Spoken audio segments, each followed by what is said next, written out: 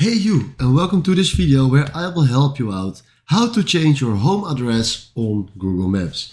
And for this we go to our own profile, tap right in the top there to get there, then tap on settings, and from here we want to scroll down to edit home or work. Tap on labeled and then tap on the three dots just right here. Now do edit home.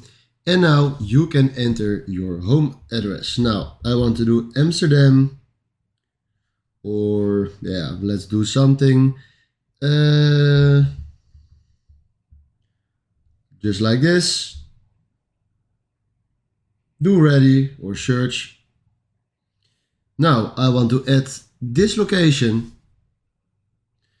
And now my home got saved with a new address. So this is exactly how you can change your home address. Alright, this is how it works, and if you find this helpful, please consider subscribing and give this video a like. And thanks for watching.